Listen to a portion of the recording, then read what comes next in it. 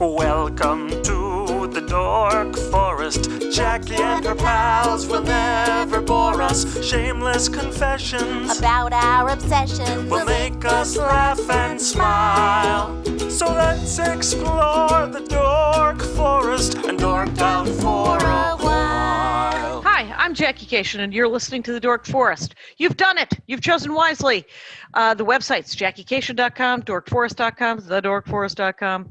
JackieCation.com has everything, right? This podcast, links to my other podcast, links to my calendar for when stand-up comedy happens again, links to the merch if you want a Ranger of the Dork Forest t-shirt.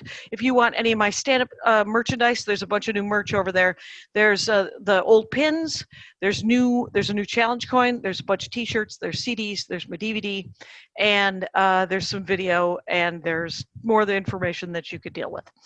Also, so that's on JackieCation.com. And there's a link on, of course, DorkForest.com to the merch page. The other thing you could do is you go to iTunes and review the show. That's always something that's supposed to help. Hi. You might be listening to the show on Pandora or Spotify or Amazon or Stitcher or some other place. Anyway, you might be just listening to it at dorkforest.com, which will also have the videos. As long as we're in COVID, as long as we're in quarantine, I am doing Zoom. I'm doing this show as also a video show. So you can go to the YouTube page and get a bunch of that. That also has a bunch of my stand-up clips on it as well. Let's do the credits. Hey, Mike Ruekberg wrote and composed that song that you just heard, and he sang it with his wife, Sarah. He will sing at the end of the program his words to the Mexican hat dance. Very glamorous. Patrick Brady fixes the audio, the video. He does everything, and he really kind of keeps me sane. Loving Patrick Brady, especially in these days. And then Vilmos keeps JackieCation.com rocking and rolling, as the kids say. There are several ways to support the show. I've already mentioned reviewing the show on iTunes. You could also just tell people that you love the show. That's always something. You could repost it if it's a particular episode you enjoy.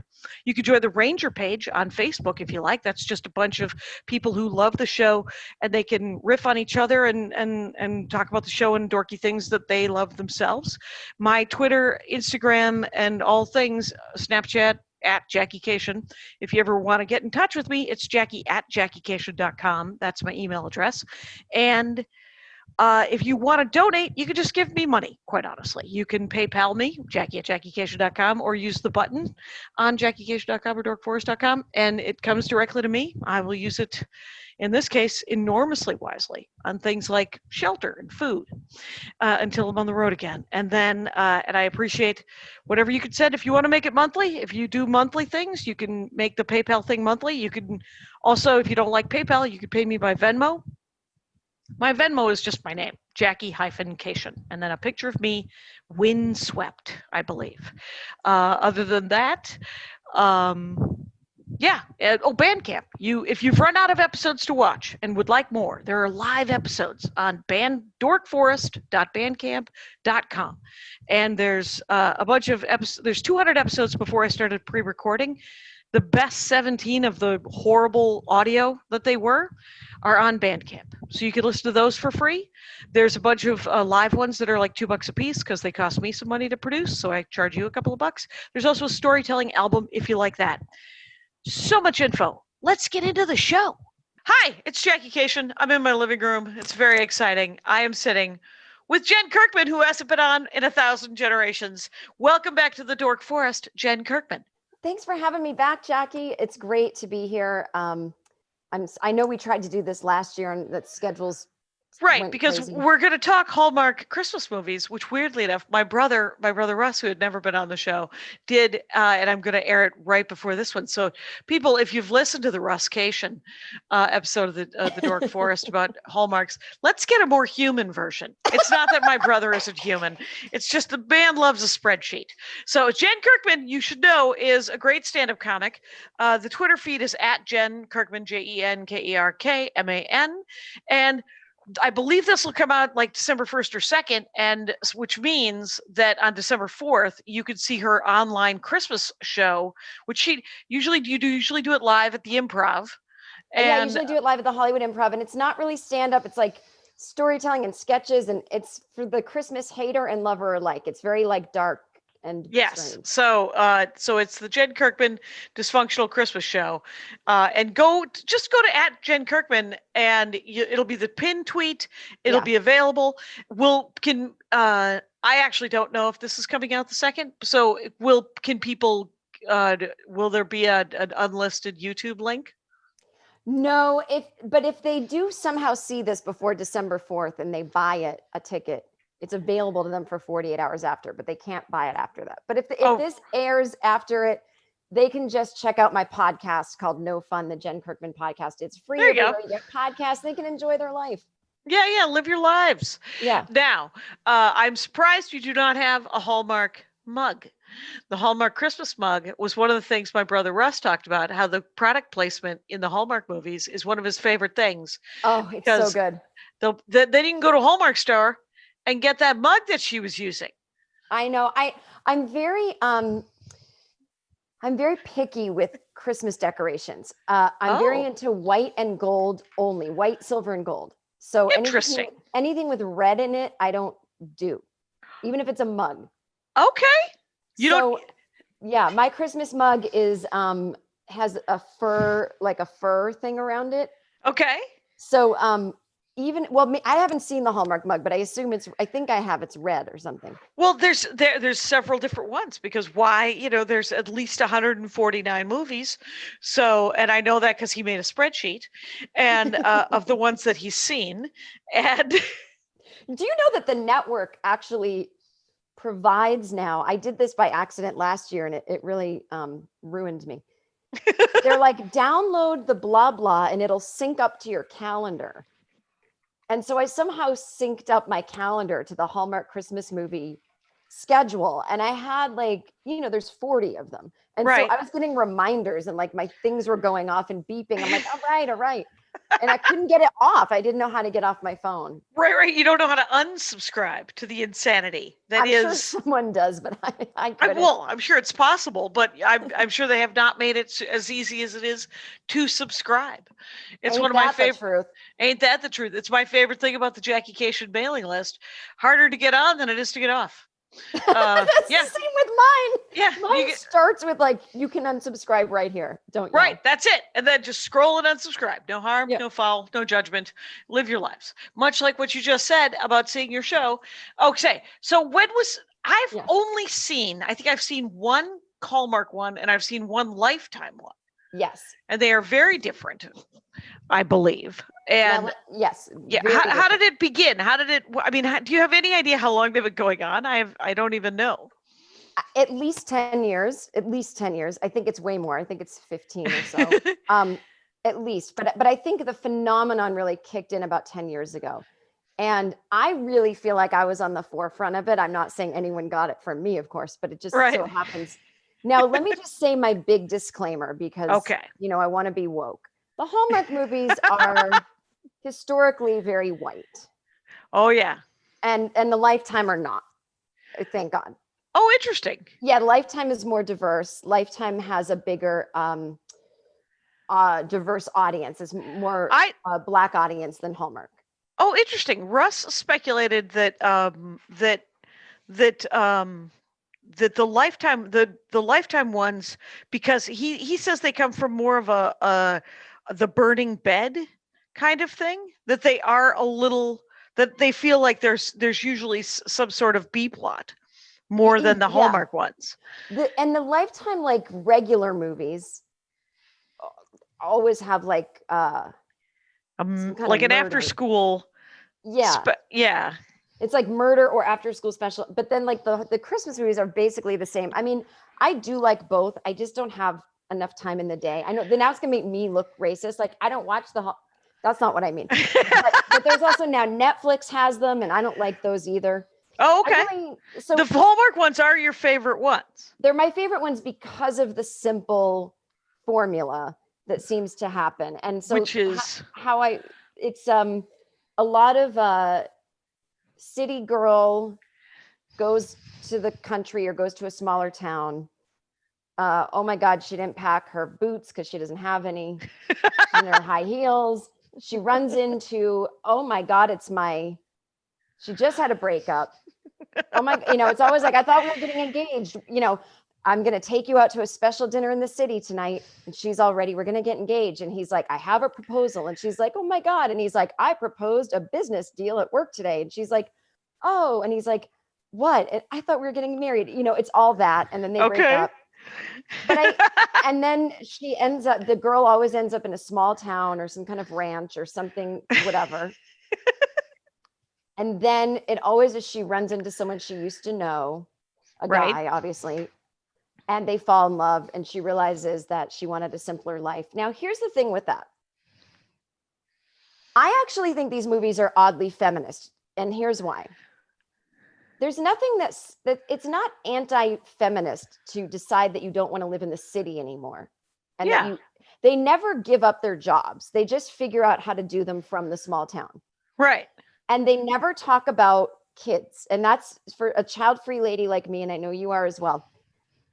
I'm not obsessed with happy endings, meaning we get married, we have kids. Right.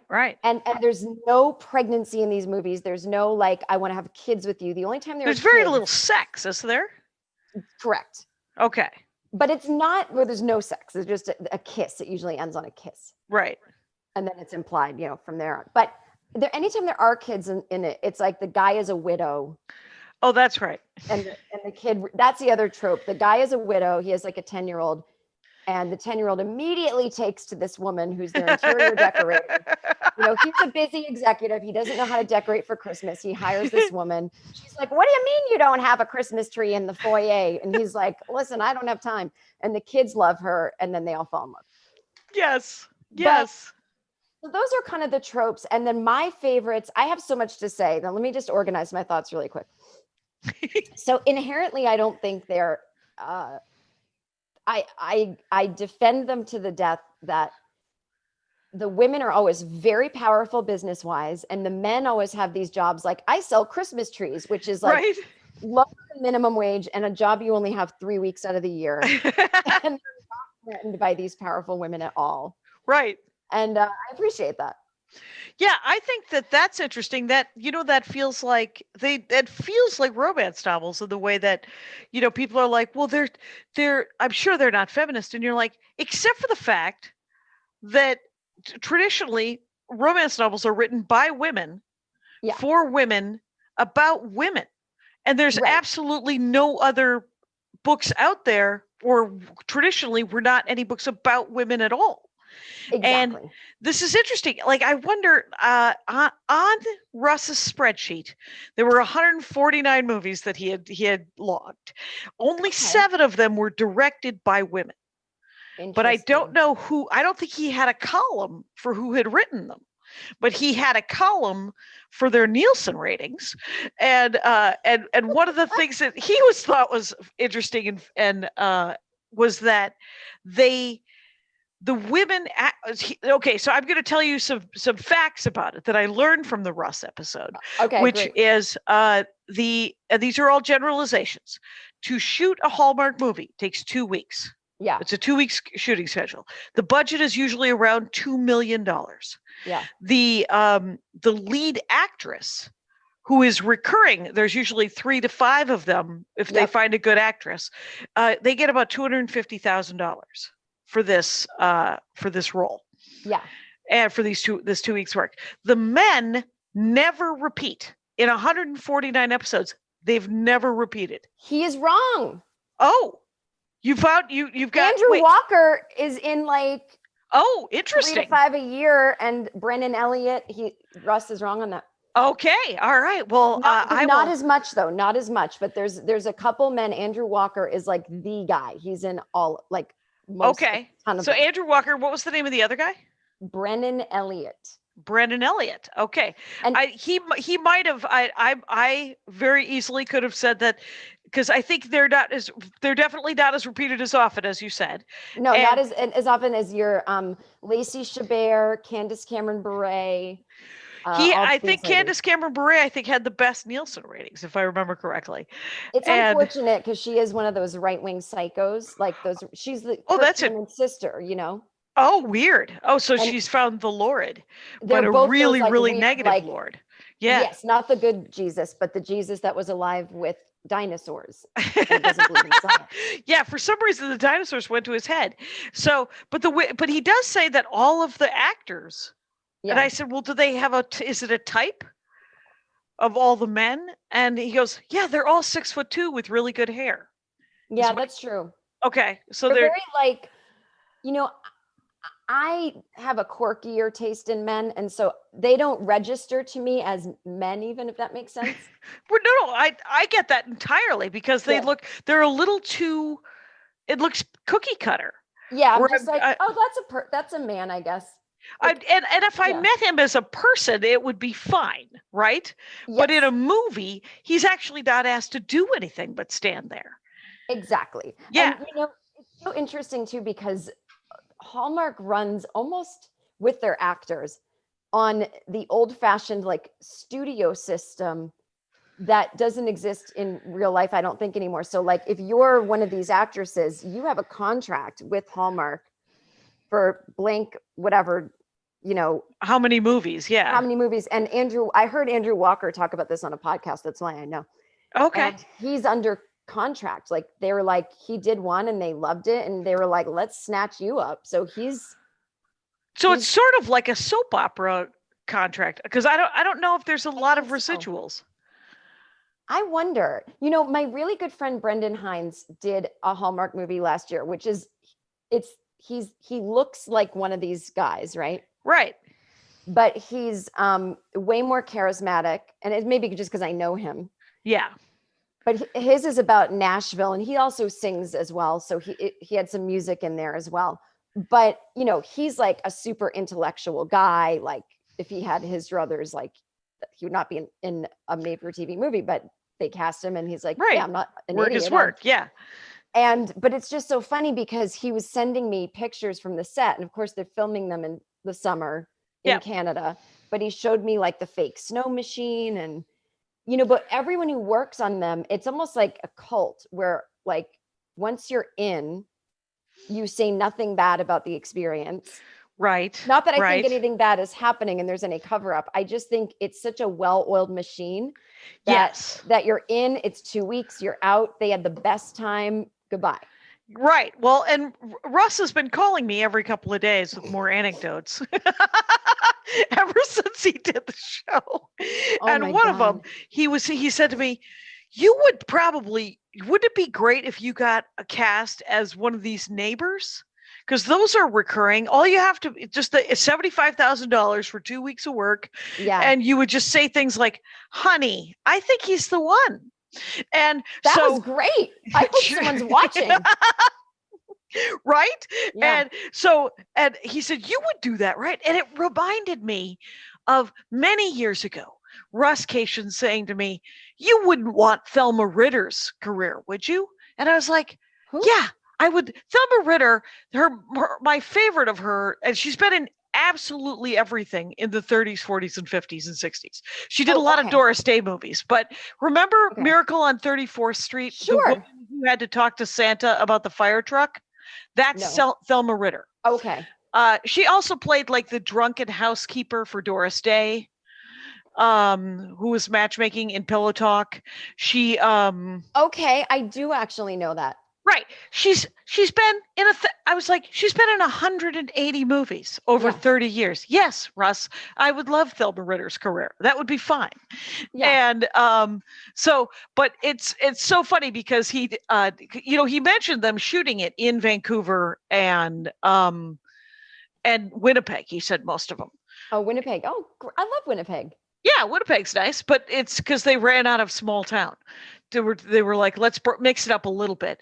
And there's a certain number of, much, in other countries, you have to hire a certain number of Canadian for the tax breaks. You have to hire the people. That's why I didn't want to disappoint you that although you just nailed the audition, they'd probably go with a Canadian. To say, thank you very much. He's the one. Well, so you asked me how it all started. I will tell you this. It was, my family lives in Massachusetts. I'm out here in LA. So I go home to visit and we all gather at my sister's house because her house is bigger and she's got a nice fireplace and all the Christmassy things. Neat. And I won't be going there this year because the president has not controlled pandemic. So anyway, but one year we're watching this show based on title only called A Boyfriend for Christmas. Who doesn't want to watch that? And it was on Hallmark, and it was basically this girl asks Santa for a boyfriend when she's a little girl. Okay. And then in cut to she's an adult and thinks she runs into that Santa Claus again, and she doesn't have a boyfriend, and he gets her one or something. But it was just one of those things where I'm watching it with my mom and my sister, and my mom should be a comic because she's got this anger and this negativity that like I actually don't all the time have. And so Sure. I'm watching this movie kind of earnestly. And Right. she's like, what the hell is wrong with these people? This is so stupid. Who want a boyfriend for Christmas? Get out of here. She's a grown woman talking to Santa about a love life. I hate these assholes. It's just going on and on. And then my sister and I are just loving it because, Yeah. love it. And my dad is sitting there and we think he's bored. And then just as the movie's ending, he pipes up and he goes, I've seen this one. They moved to California. And he completely ruined the ending. And it was just one of those moments that was like, it was a really nice family moment.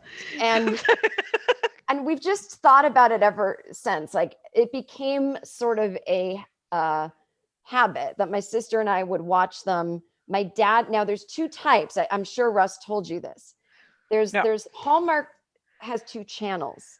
Oh. And there's Hallmark Movies and Mysteries channel and then Hallmark channel. So Hallmark channel plays more the romantic comedy Christmas movies. Yep. And Hallmark Movies and Mysteries plays the more there's an angel, somebody has cancer, a soldier came back. A little more that kind of thing. And so my dad likes those. Okay. So he'll have the TV on and go, Jen, that's actually an angel. And then she has cancer. And he just came back from war. And I'm like, put on the one with the girl in the city, falls in love. And so I watch it every year with my family. But really, it was like the last 6 years I noticed they caught on to their own thing. I think more people are watching these movies like, not ironically, I don't mean it that harshly, but more ironically than not. Like I'd say most of the viewers are like what you would call like right, kind of fun making a little bit. Yeah. It is fun. Like I remember watching soap operas in college, and it was the most fun was sort of the riffing with all of my college friends about what is happening behind her or what is with his hair. And so that, it's a fun group activity is what it sounds like. Well, they have all these things like the Hallmark bingo card and blah, blah, blah. And, but you saying it's like soap operas is genius. I've never heard that before. And that's exactly what it is because they have to film it so quickly, things fall through the cracks. And so some of the things that would be on a Hallmark bingo card it's classic every time someone is drinking coffee out of a clearly empty paper cup. And like, I don't know why they don't just put water in it. Yeah. And the actor is just like, they go to Starbucks or whatever, and they get a coffee and they're like basically holding it like this and it's like tipping over, or like they want their actors to look pretty. So they don't have scarves on or hats, it's like snowing in winter. And like they're in New York City on December 23rd with just like, a J. Crew light coat that's open with nothing. Right. It's a mock turtleneck, and maybe earmuffs. Earmuffs, always earmuffs. And so it's like stuff like that I'm like, I just watch it to look for that. Right. What's on the bingo card? Is the bingo card like first of all, I've never played bingo. That's not. That can't be true. I must have played bingo somewhere, but I don't remember how bingo. Like you're trying to spell things. Yeah. So your card has numbers and I don't remember. Right. I don't remember. So if there's a Hallmark bingo, it's got to have a different batch of these things. I mean, they can have the same 24 things, right? Yes. Empty coffee mug. Girl falls on the ice, doesn't have her boots, right. Magical Santa, widowed dad. It would be stuff like that. Widowed dad, corporate gets stuck in a snowbank. Right. It's And- a tow truck. My favorite kinds. Now, I have 3 favorite ones, Okay. and they all have a similar theme, which apparently I love, which is a mix-up. Oh, the mix-up is your favorite. And what I like about it is that, like, that character that you just did so perfectly, I think he's the one, honey. There's a world where if you watch these movies with a different lens, they could easily be horror movies. There's a lot of this man I don't know very well Right. is in my family's home sleeping over, Okay. and they love him and want me to marry him. I've known him for 5 minutes. You know what I Right. mean? Like, it could be easily that show Dirty John, where like you don't know the guy very well, and he's a Right. scam He artist. could be some grifter that's tricked your family, and then all of a sudden he is a serial killer. It could easily be that. But there's my favorite one is, it's like, okay, this woman, and she's one of the regulars, and I actually forget her name. She's kind of my least favorite actress because she's so earnest. She's like crying in every scene, and I'm like, she's a little, Alicia Witt. That's her Okay. name. You just want her to be directed a little more fun, Alicia. A little more fun into it, a little less emotion. And my friend Brendan, aforementioned, who was in the Hallmark movie, he was in it with her. Okay. And like, because she's not a real person to me, because she's this Hallmark thing. Yeah. I guess she was on this TV show called Nashville, which I never saw. Anyway. Right. But I said to Brendan, "Oh, you're in it with my least favorite one," and he was like, "It's actually a person, and she's my co-star, and she's fucking awesome and really fun." And I was like, "Sorry." Backpedal. You are correct. I am reminded of humanity. This is not just these are just not paper cutout people on a piece of paper. So this is what I love. So she's dating this guy, very busy business guy, stock market kind of guy. And she owns an antique store. This is all in New York City. Sure. And he's just like, "Look, I don't get why you're not selling the antique store. It's not doing well. And this developer wants to buy it up for $2 million. Why don't you want to do, well, it's in my family.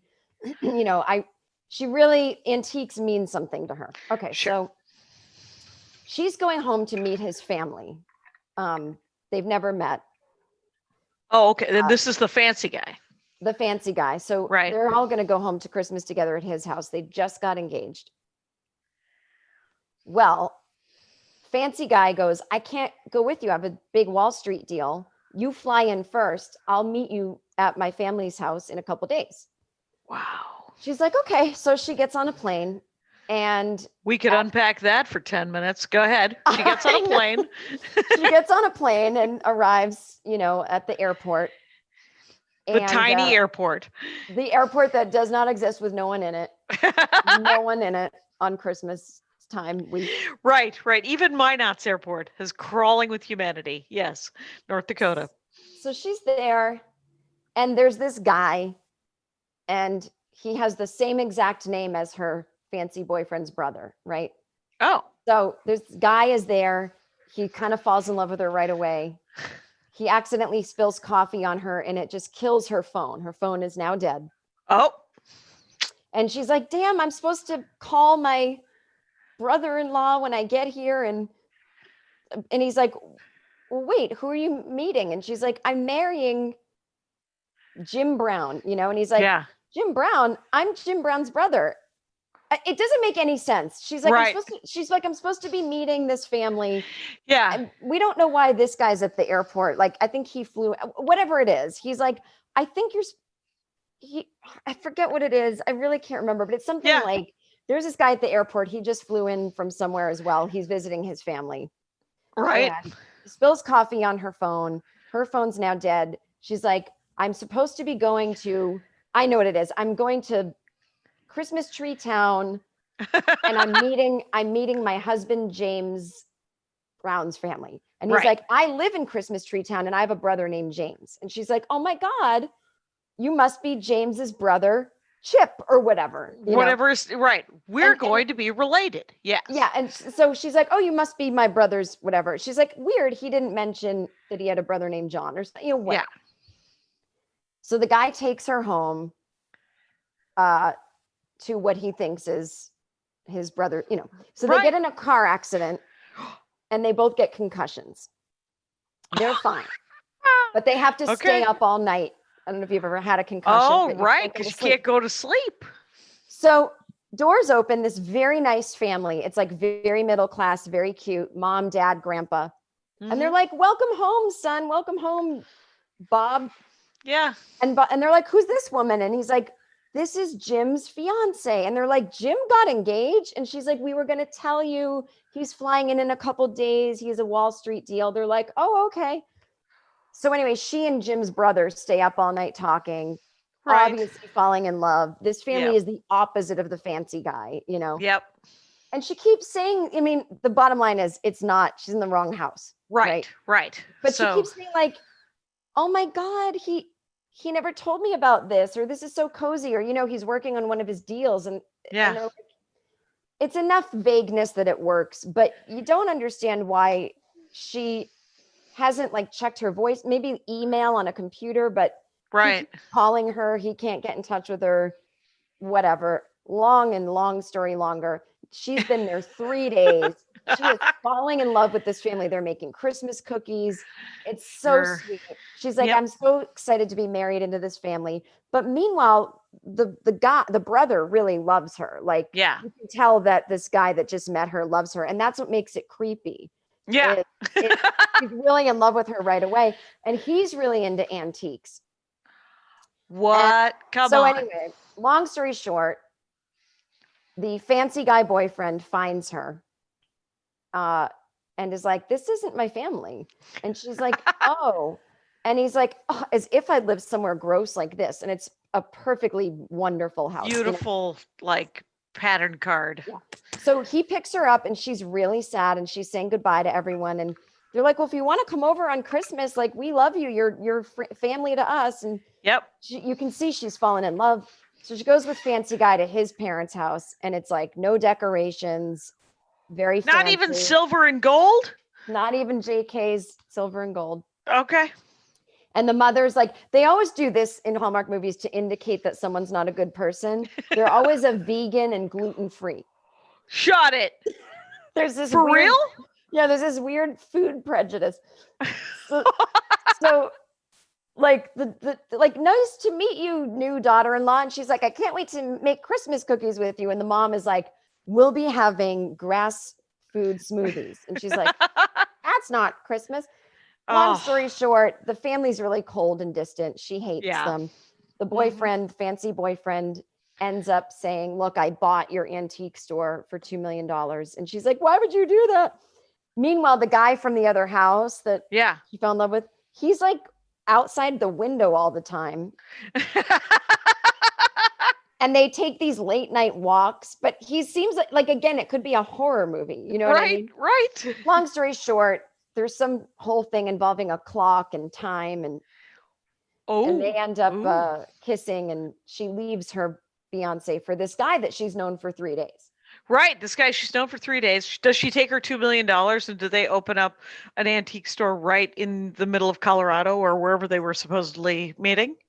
No, what happens is she gives the money back. She's like, I don't want you to buy this store. Yeah. And I don't know I forget what happens, but she ends up going back to stay with that family. So after 3 days, she's in love. And it's just like, this is insanity. And there's another one with Candace Cameron Bure where she is going to meet her fiance's family. Mm-hmm. And she's she writes for women's magazines about like how to find the one. Right. And she meets this guy on the plane and they have this like tete-a-tete, you know, they're very 1940s. Sure. And they get stranded. And this was the funniest thing, and you'll love this as a comedian. They're supposed to land in New York City. Right. But because of a snowstorm, they've been diverted and they must land in Buffalo, because that's where you want to land in a snowstorm. No, you'd want to go to Atlanta. I'm so sorry. That's where you wouldn't end up at Buffalo. That's not how that goes. And if you were to land in any airport in New York, you'd just probably stick with the major city. So they're up in Buffalo. They get stranded with this guy she's just met on a plane. They're at a hotel and they end up having to drive to New York and whatever. Same thing. They fall in love over the course of a few days. And we realize her fiance was never the right one for her. And he's again from a rich family. Sure. you know, Mhm. and their dicks. And I think what I like about these movies is you could be like, oh, they're trying to set up it's like city versus country. Yeah. But what I like about it is that the city people that are dicks aren't like liberal, hip people. They're rich, uptight, old money assholes. So it's Right. the same people Super that we hate. narrow-minded. Yeah. Yeah, it's the Yeah. same people we hate in the city. It's Right. not making fun of people like us in a city. So I don't know. I have a lot of like, I don't know. I don't feel like I'm totally compromising my values. Oh watching it. no. Oh no. And it's so funny because when I asked Russ what his favorite, if he could, I told him to pick like 5 favorite episodes, and he said, "You're asking me to pick my 5 favorite Pringles. They're all the same." Yeah. I mean, and yeah, he's not and wrong. he's not wrong, but he said, his favorite thing is that she's come back to this town, and all of a sudden it's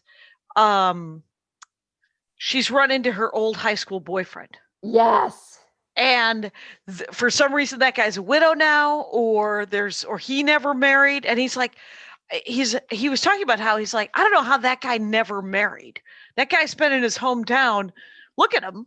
There's no reason for that guy not to have been. He owns the Christmas tree, Yeah. farm. He's, it's not like he doesn't have gainful employment. And I was like, okay. And he said that there was he didn't talk much about, because I like your idea that it is a feminist, that it's just a stretch. different kind of, well, it's a stretch, but it's just like, it's as narrow as these are, they Yeah. are, women get to be people in them. Kind of. Yeah. Like they get to be as much of a person as the 2D dude, more so even. More so. The guys are usually very two-dimensional. You know what? There's a third thing that happens in a lot of these movies. It's not a lot, but it's like at least 2 a year. Yeah. They're very obsessed with the Aurora Borealis. There's a lot of Alaskan ones where they're like, Right. oh my God, look at the lights. And you're like, why do that to yourself? Where you have to make it out of a green screen. It's going to look bad. Oh, right. It's not going to look right. Yeah. So why add that into your movie? I don't know. Well, But- because the Aurora Borealis is very romantic. Have you ever seen the Aurora Borealis? No, but I have been to Alaska in the summer when it stayed light out long. Right. It's right. I saw it once. It wasn't romantic at all. I was with Maria Bamford and a guy in a pickup truck. We were doing one-nighters outside of Fairbanks. Oh yeah. Yeah, in It 2001. sounds amazing though. But I never thought of it as romantic. I always thought of it as like, ooh, science-y, weird. It was pretty. It was great. But the guy, all of a sudden, he pulled his pickup truck over and he's like, oh, it's happening. You guys probably want to see this. And we did want to see it. And now, if so that was a Hallmark movie, one of us would have fallen in love with that gentleman. and started a comedy show year round outside of Fairbanks. Outside of Fairbanks in the North Pole. We did a bar that was a gay bar one night a week. The rest of the week, like one night it was a country bar, one night it was a gay bar, one night it was a karaoke bar, because there just wasn't enough of any of those people to make it all its own building. Yes. It's like there aren't enough people who like karaoke of any sexual preference to make this a karaoke bar all week long. But there are, 26 gay people in the 60 miles around that they might want to show up on a Wednesday and find someone to make out with. I kind of love that it seems like a very tolerant place that it can have all these different things. It was pretty mellow for what was enormously, it was Fairbanks and then the town of North Pole, Alaska, which has a senior center that every year they respond to children's Christmas cards, because kids send their Christmas card letters to North Pole, Alaska, and the senior center people respond to them because it's something to do for them. I'm literally going to cry. That's so nice. I want to move there and be a senior there. Right. Who doesn't want to be a senior in North Pole, Alaska? That does sound more fun than okay. So the other thing you were talking about, how they're super white. Yeah. is Russ was saying is that there'll usually be a friend who is Black or a person of color. Yeah. And that person will have an under 5, will have 5 to 9 lines.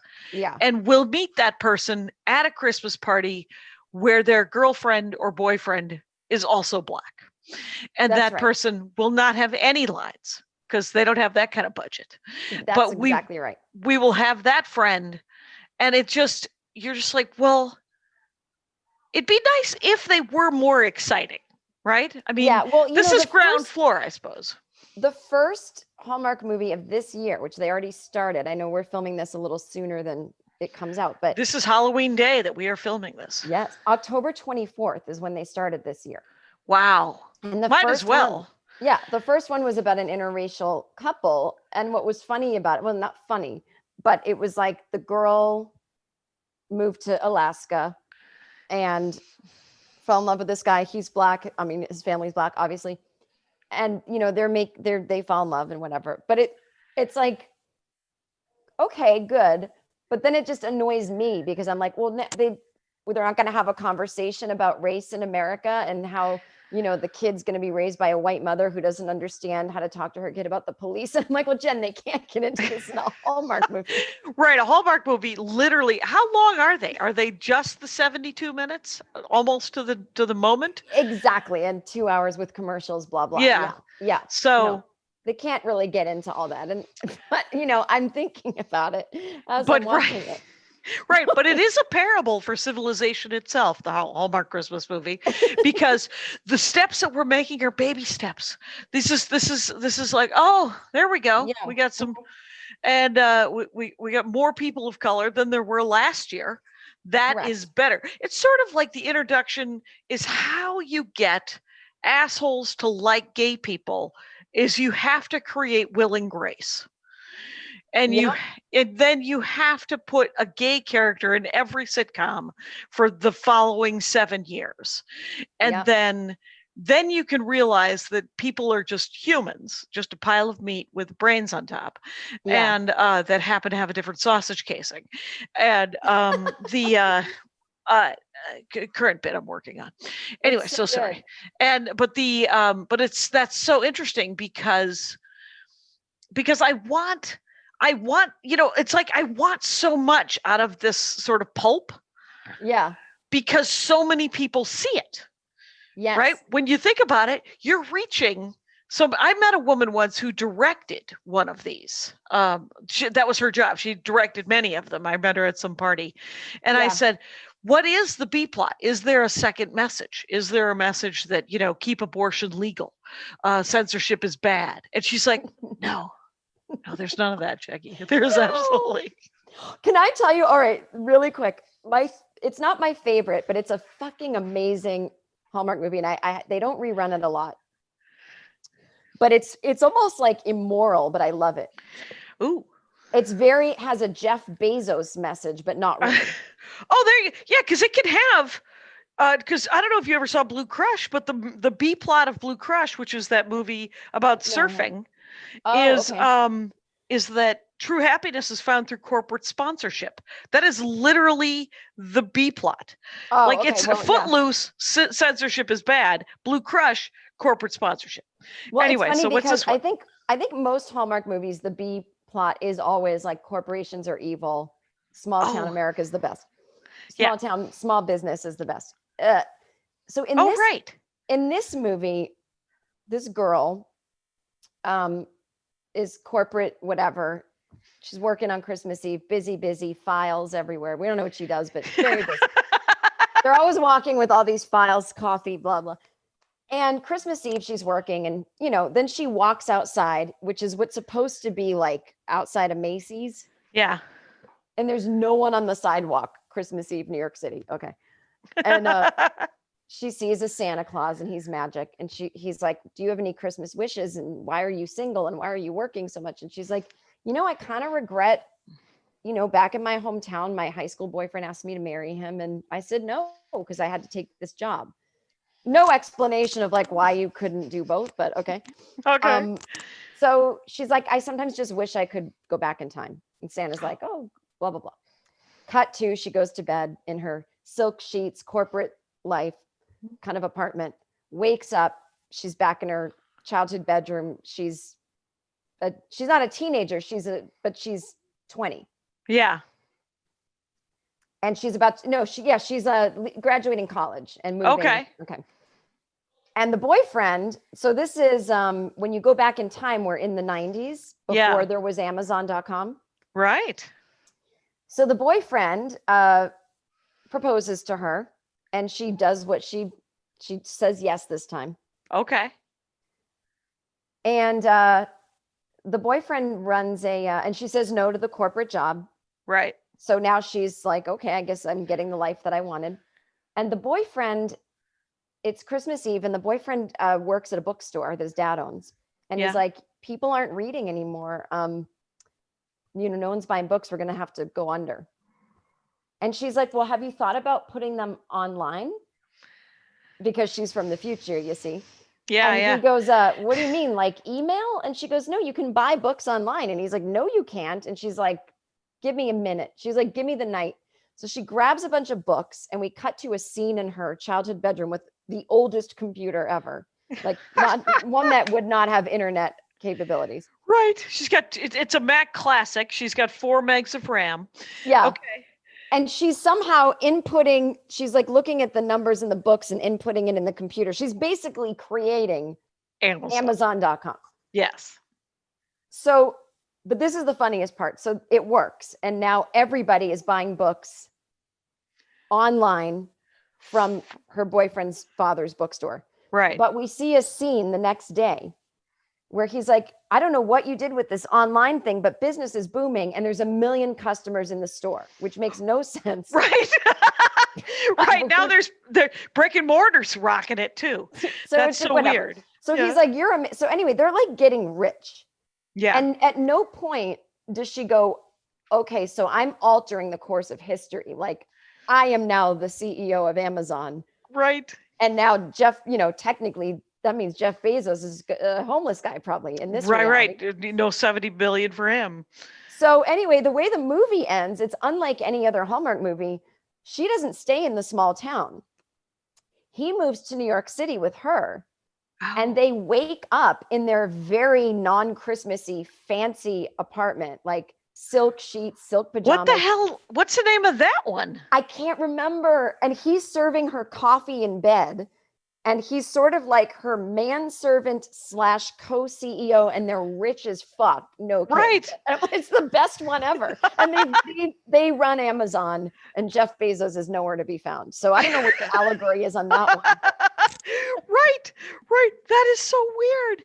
That is amazing. You can find the feminist ones if that's what feminism is. If that's what feminism is, yeah. Because the weird thing is about feminism is that it's just humanity. That's all. I mean, everyone just wants to be right. Everyone just wants equal rights. It's like it's not racism. Is just treating somebody like they're not capable of having hopes and dreams. You're an asshole.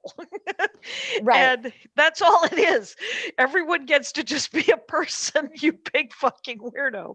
Yeah. And it doesn't mean that people aren't assholes. And that's so interesting that they end up being essentially the monsters who have these giant warehouses that are employing all these people, maybe. Yes. And somehow they're sympathetic, because it's like they run this big corporate thing, but it just sells books. It's just Barnes and Nobles, essentially. It just helps small town bookstores somehow. It's the weirdest thing. That is the weirdest thing. But I do love the immorality of like, oh, I'll just alter history and not think about who it could affect. I mean, right. That was the whole point of Back to the Future, is like, you mess with history, you're affecting so many lives. So many lives. And, they had the same problem with Agents of S.H.I.E.L.D., Jen Kirkman. There's a guy who comes back from a dystopian future, and he keeps writing the songs that were written by other people. He wants to be in a band. And that's kind of like that Beatles movie. Yeah. The other one that just came out. Yeah, that's right. That I heard about that. The guy in India. Yeah. The guy in India who pretends to have written the Beatles songs. Not That's a great what- movie, by the way. Right. And a terrible message where you're like, well, I know that anyone going, well, if you don't like it, it's probably good because you're just telling us these ridiculous movies you like. But that's the other thing is like in real life, I'm very discerning. I think I have great taste in fair film and enough. television, you know, but Well, this and is my comfort. But everyone has these things that they enjoy that are not, that are very that, you know, don't feel like the classy thing, you know? Yeah. Like I can say that I love incredibly well-crafted, something that was never respected was science fiction. Science fiction was Right. disrespected for a long time. Lord of the Rings was not considered literature until probably, you know, I would say 20 years ago. Yeah. And now these are opportunities, but people realize that much like, you know, much like Achilles, not Mhm. Achilles, Aeschylus, much like you take some ancient Greek playwright Yeah. who is speaking to the moment. That's what the Hallmark movies are doing. They're speaking. I don't mean to make, I mean, this makes them bigger than they are Yeah, because thank- they are still to some extent crap. But they're my crap. but they're my crap. There's you know, there's people who watch like 90 Day Fiance or something, or Which to me is like human trafficking. I don't understand. That is the one that I don't allow people to get away with when they tell me that's their like escapism. I'm like, there's something about that show. well, there's something about all of them. And Maria Bamford watches. She loves hoarders, and I'm like, get those people some help. See, This that isn't just so stresses me out. right. It's and so it's a different. It flips a different switch in these people's minds, which is Yeah. what the great thing about the Dork Forest is we can then, you know, go, why would you watch hoarders? Yeah. How is this, what is it doing for you? And some people it makes them clean out the crap in their house, Oh, that's and other positive. people it makes them think, well, at least I'm not that bad, which is just, of course, that seems a little mean. But it doesn't seem like, you're just like, well, and I hope that they, like, there's the ones where people are super heavy and they lose 500 pounds or something Yeah. like that. And you're like, well, what does that do? It's like, well, it gives me hope that maybe I could do that. And you're like, okay. But whatever it is, Yeah.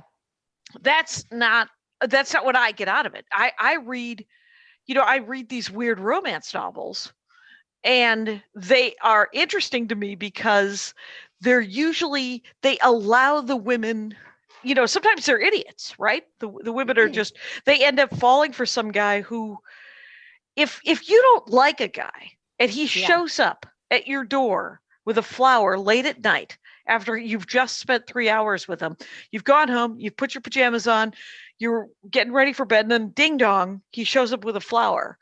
If you like that guy, that's fine. Sure. If you don't like that guy, you're like, can you believe this creepy thing happened? And it's unfortunate because men have to take that risk, right? Because of the way the society has said, well, you have to do these things. They and if do they have to take the risk, but they need to get better at Gauge- reading a situation, right? yeah, but they and to some extent they're like, well, I'm told that I'm supposed to try and that this might be a romantic thing to do. And you're like, it is a romantic thing to do if it was from a guy like I did Andy Ashcraft. He showed up with a rose after we had spent 4 hours together, and it was weird to begin with because he came to a show of mine. Oh, that's weird. Yeah. Yeah, so he had come and watched me work on a draft of the second half of, I had 3 solo shows, right? One about my dad, the one about my mom, and then the third was going to be about my siblings. Didn't happen. Anyway, but the second one was about my mom and my sisters and my grandmother and all this stuff. And he saw sort of the first production of that, which meant that it was still in it was draft. Yeah. And so he'd even brought friends. And so he dropped, right. So I go home, and then he shows up like 2 hours later with with a flower. And he said, I couldn't figure out whether or not it was creepier to leave it outside your door Yes. or to ring the bell. And I said, oh, the door. The door would have been creepier. That would have been way creepier.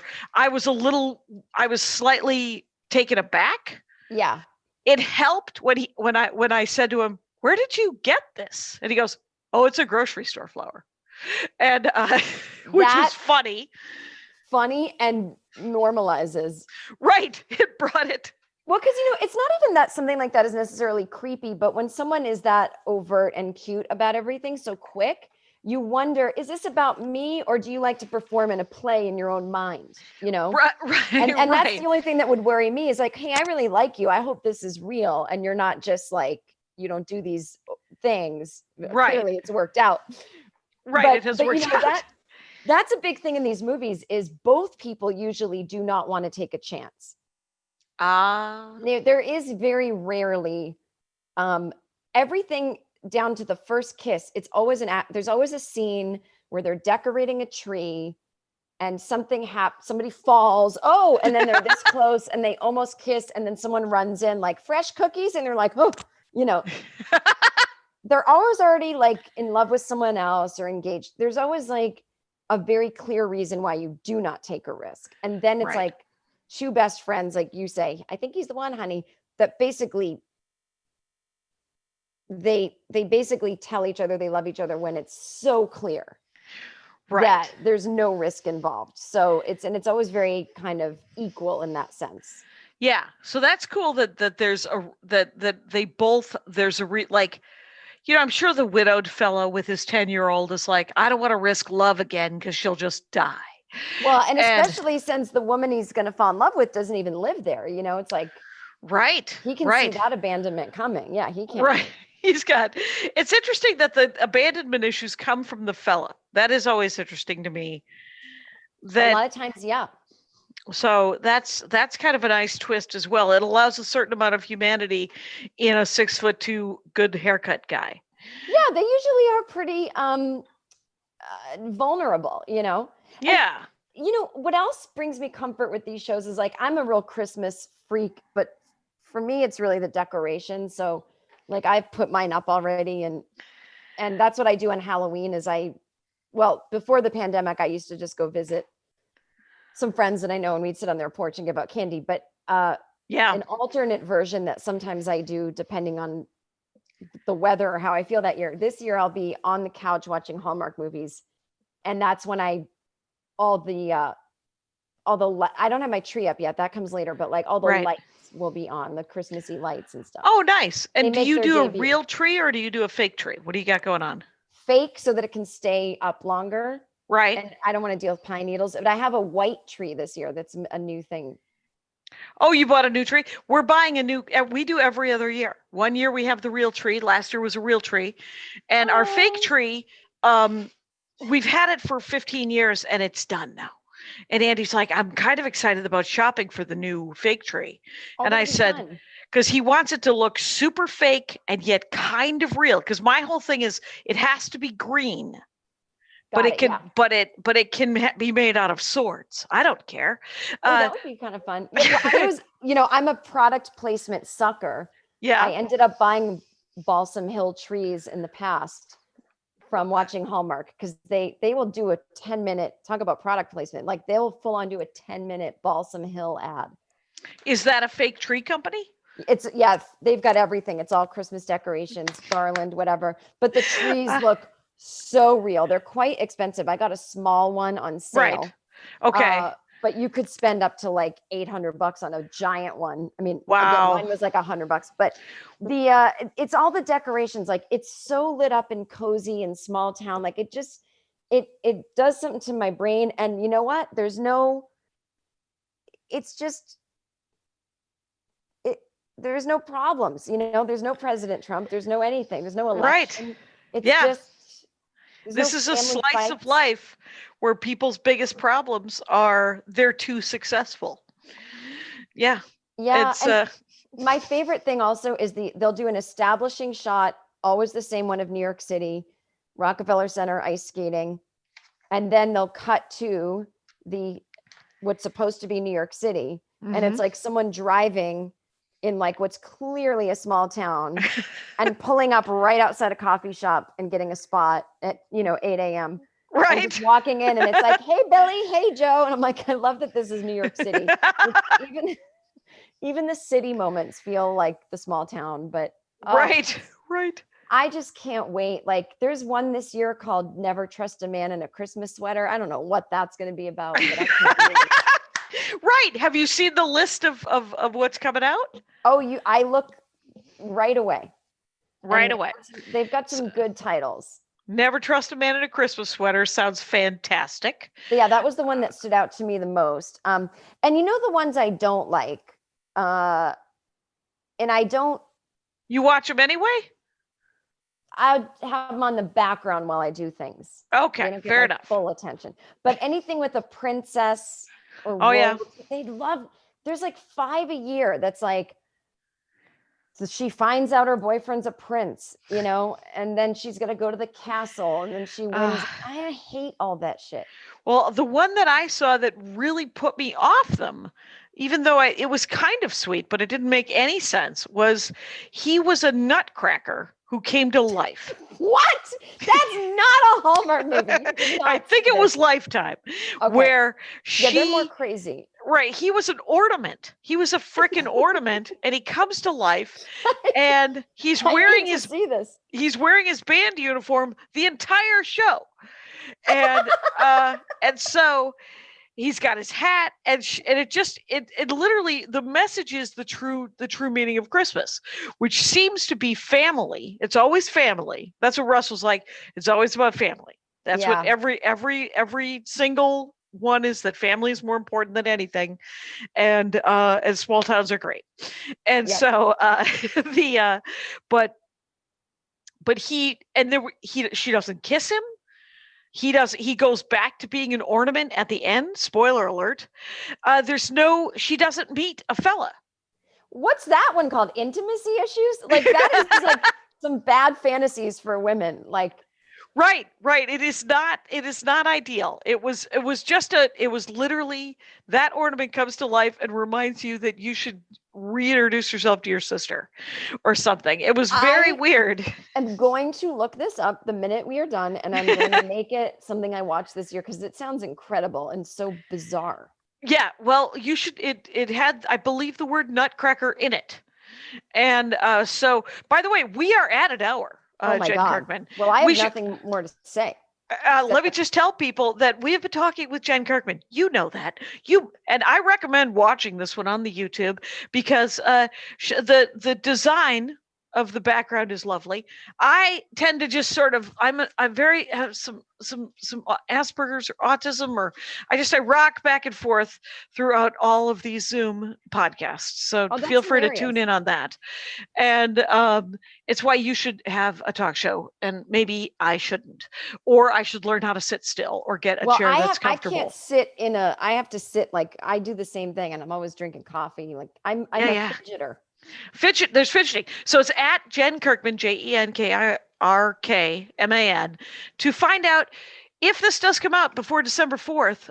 You should definitely watch the live Christmas stand-up storytelling variety show that she does every year. This year she's doing it online because it's 2020.